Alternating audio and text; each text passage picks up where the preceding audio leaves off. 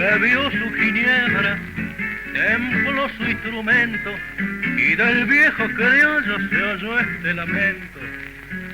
La carreta cabeceando de la tradición que pasa va llevando a nuestra raza, porque alguien la viene echando, rechina el eje exhalando la plegaria del vencido, mientras su poncho al olvido tiende rezando un adiós.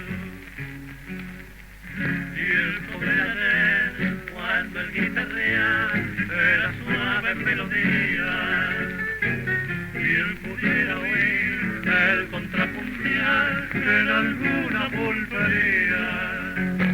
Ya no se escucha en los ranchos la dulce vida vital, hoy le granan los carachos al hombre del chiripán.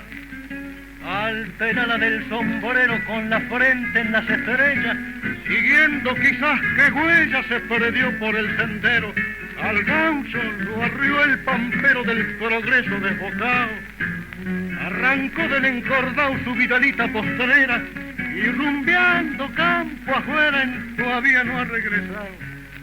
Cayó como cae en lo fuerte el tiempo aquel, no llevó la muerte, se fue llevando en los cientos su corazón por los cuatro vientos.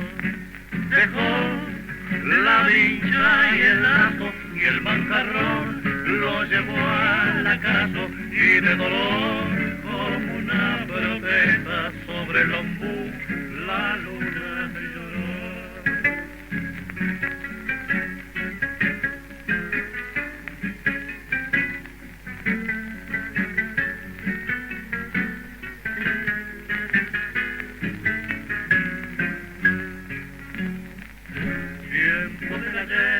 Cuando el guitarrea era suave melodía, y él pudiera oír el contrapuntear en alguna pulpería.